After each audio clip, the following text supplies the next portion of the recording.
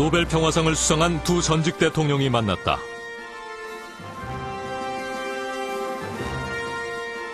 (80년대) 후반 견고했던 냉전 체제를 해체하는 데 주도적인 역할을 한 고르바초프 옛 소련 대통령.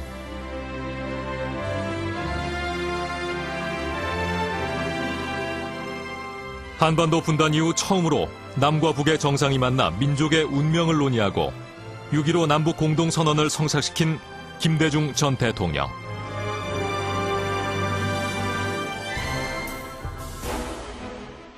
냉전의 마지막 장벽으로 남아있는 한반도. 2006년 6월, 이곳에 다시 긴장이 고조되고 있다.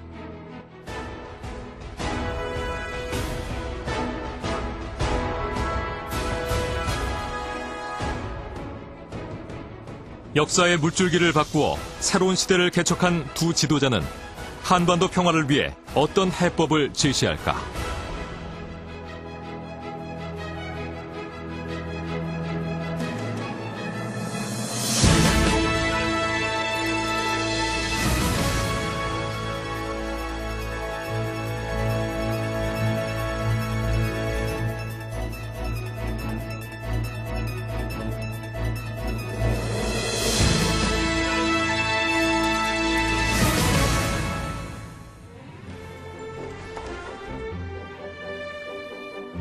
KBS 스페셜은 오늘 아주 특별한 만남을 준비했습니다.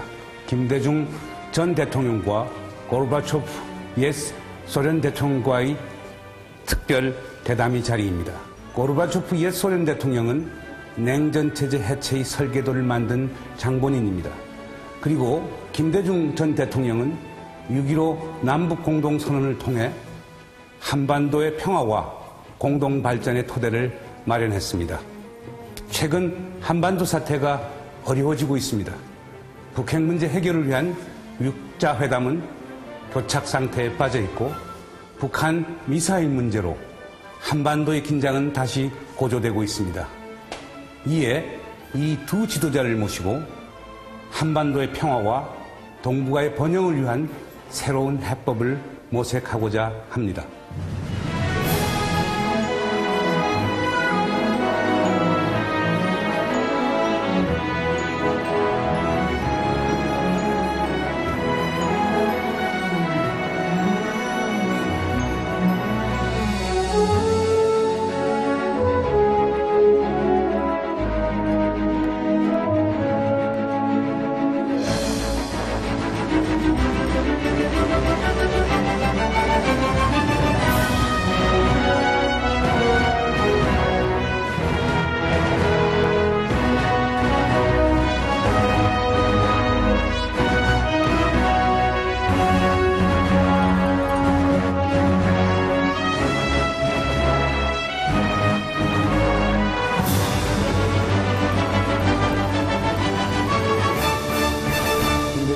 전 대통령님, 고르바초프 옛 소련 대통령님, 반갑습니다.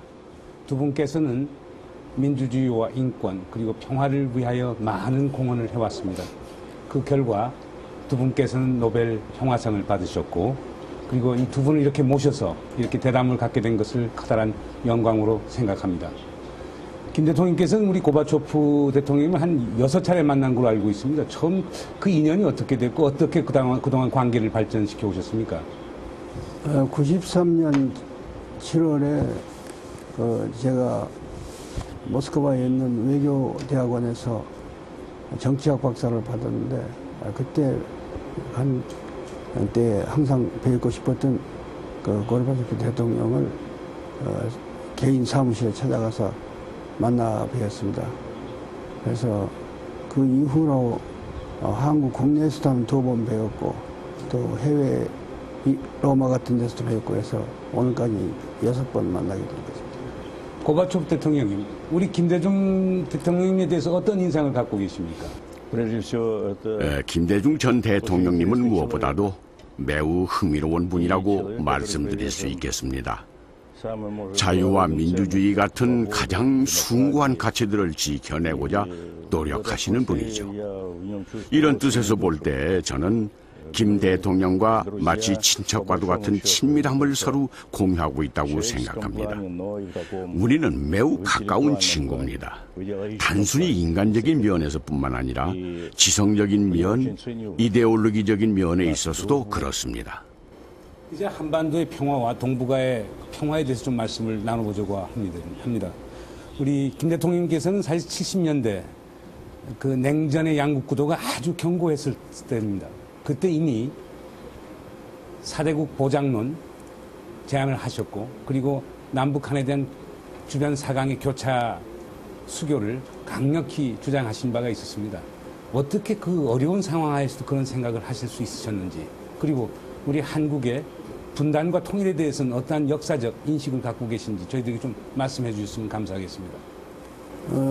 4대국을 한반도 평화의 책임 당사자로서 제가 제기한 것은 아시다시피 조선왕조만렵 그때에 일본과 청국이 우리나라를 두고 전쟁을 했고, 또 일본과 러시아가 전쟁을 했습니다.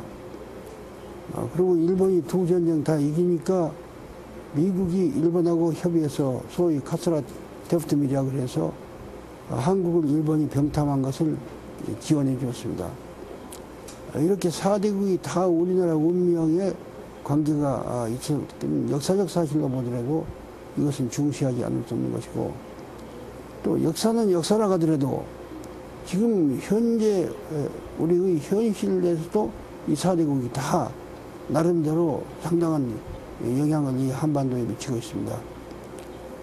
그리고 또 지정학적으로도 우리는 이 4대국이 싫다고 한반도를 떼어서 짊어지고 딴 데로 갈 수도 없고, 결국 폴 케네디 교수가 와서 얘기한다시피 한국은 4마리 큰 고기의 다리 사이에 끼어 있으니까 그것을 어떻게 잘 헤쳐나가냐가 한국이 운명이 결정된다 이런데, 그런 지정학적 이치가 있기 때문에 그 4대국을 무시할 수가 없고, 또 실제 지금 그 당시 미국과 소련, 이것은 냉전의 당사자고, 한국은 그 냉전에 의해서 지금 마지막 고통을 받고 있고 여러 가지 영향을 받고 있기 때문에 이 문제에 있어서는 이 미국과 소련 물론 한국전쟁에 참가했던 중국, 또 한국전쟁한테 미국을 후방 기지로서 지원했던 일본, 이런 그 직접 간접으로 한국전쟁에 참가했던 나라들이 마지막은 한국 문제에 대해서, 평화 문제에 대해서